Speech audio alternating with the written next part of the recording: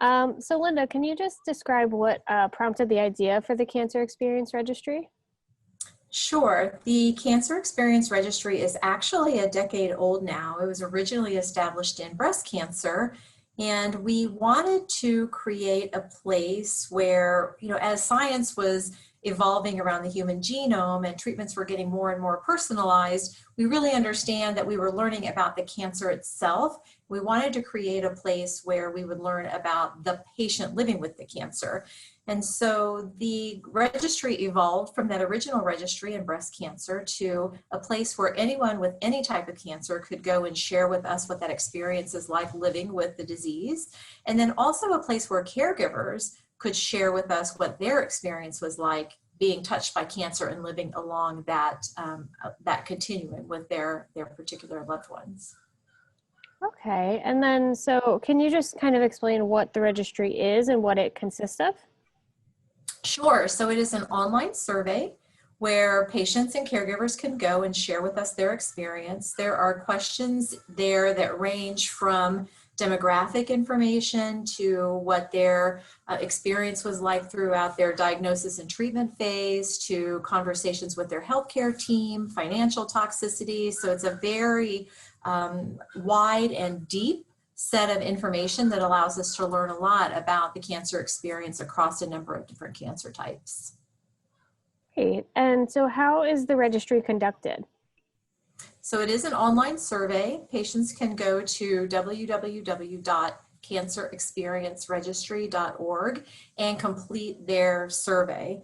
They can come and go, so they don't have to complete the whole process in one setting. They can do a little bit, come back, do a little bit more, and eventually complete their survey.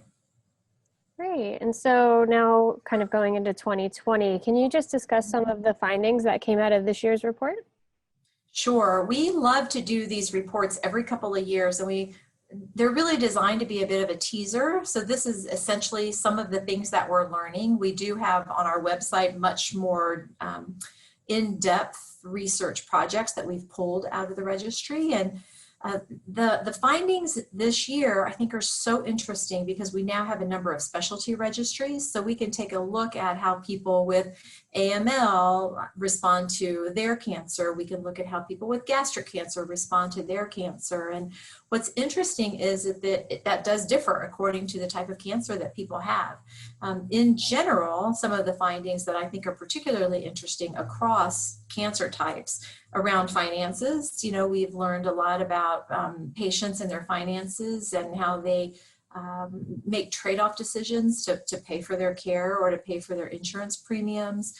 We continue to learn a lot about treatment decision-making and conversations that need to happen with healthcare professionals. And one of the big findings, I think, especially compared to some of the other research that we've been able to do, is the impact that anxiety has on the cancer experience. And I think you know that I am an oncology nurse, and we as a stakeholder community have invested a lot in depression and measuring depression and treating people for depression. But one of the things that we learned is that anxiety plays a significant role as well in this cancer experience. And potentially more people have anxiety and the impact of anxiety than depression. So it really enlightened us into, okay, we need to really think about both of these things, not just one or the other, and manage to that as well.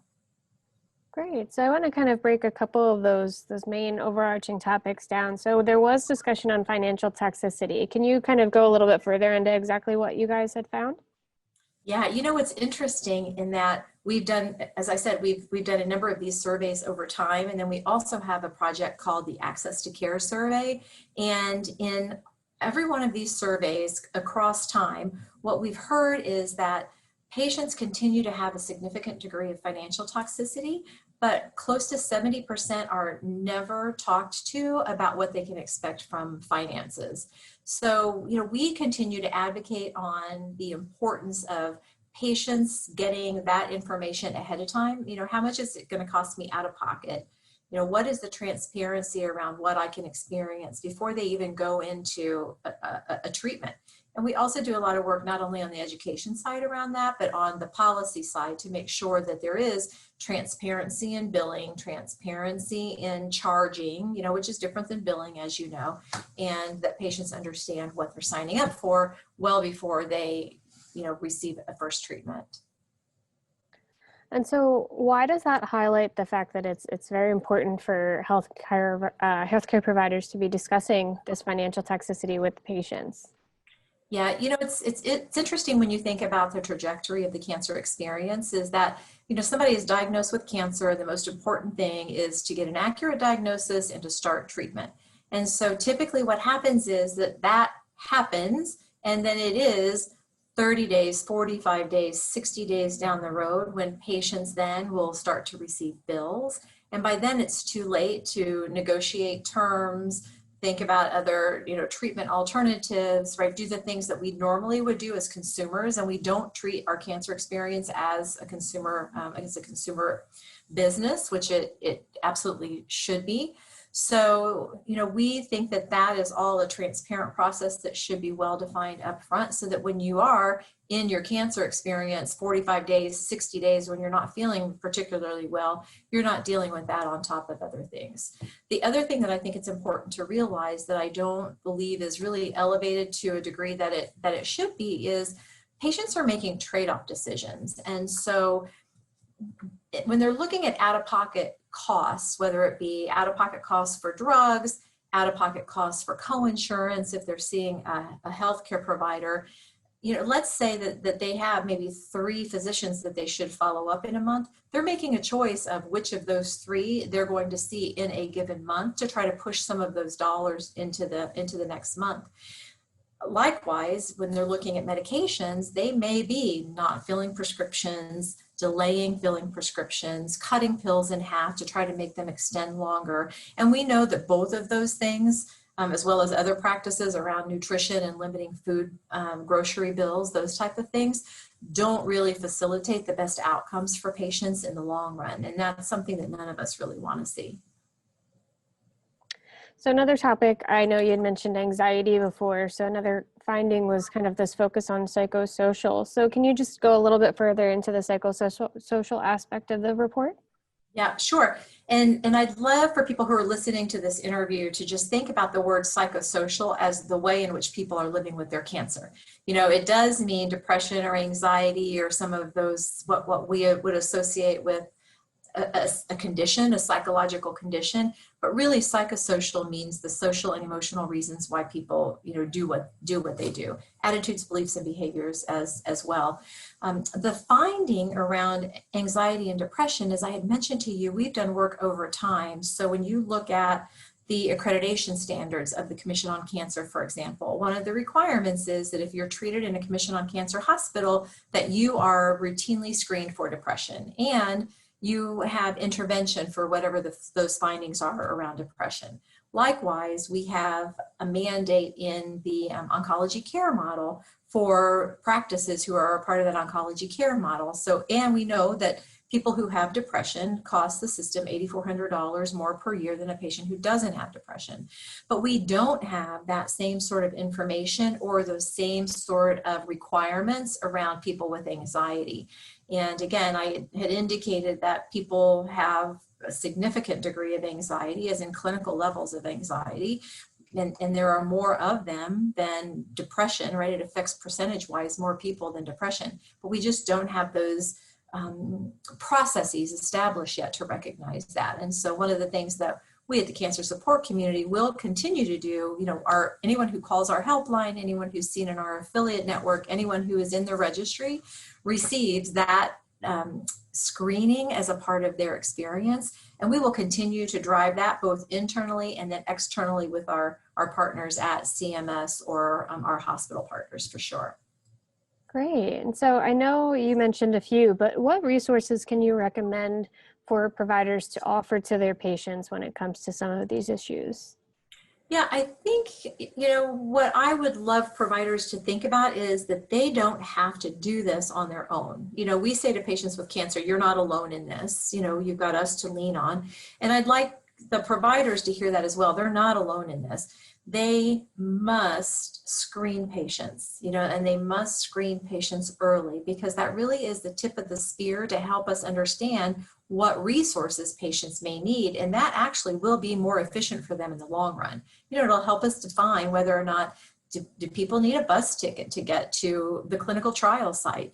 Do they need a babysitter? Do they need someone to help clean their house? These are all sort of very practical things that lead to depression and anxiety, that if we can identify first and manage through those. So what we're asking is that the healthcare professionals do that. They don't have to be the ones to sort of manage the findings. They can refer patients to us and other organizations like us to help manage through those particular needs. So our helpline number, and I believe that you're going to share this on the screen in some way, but the number is 888-793-9355. And that is a number that the healthcare teams can just provide to patients, and we will take them through those screeners, and we will do the follow-up care that's necessary to ensure that we can provide the best possible outcomes for patients. Great. And so to kind of help clarify a little bit, how can providers improve the way that we are capturing this patient experience moving forward? Mm-hmm. I would say participate in some of the longitudinal and observational research like we've talked about here today with the Cancer Experience Registry. I would say, use validated tools that are available to try to capture not just patient reported outcomes. And I think that we do a great job on the provider side of collecting those kind of things. Do you have nausea? Do you have vomiting? Those type of things that we can intervene around. But then also think about the patient experience outcomes. So if you have nausea and vomiting or neuropathy, whatever it might be, how are these things impacting you and the way that you are living your day-to-day life, so that we can provide resources, or we can intervene early to make sure that you do have the best quality of life possible. While we are treating your cancer, we can also treat the patient that has the cancer. Definitely. And so what are you hoping is the biggest takeaway for healthcare providers? The biggest takeaway, I think I just said it, which is making sure that while we are treating the cancer within the patient, that we are also treating the patient who has the cancer. And, I graduated from nursing school in 1984, and I do remember a time when we didn't have all of the modern treatments that we have today. And so it really was all about how can we keep people alive, right? How can we just keep people alive?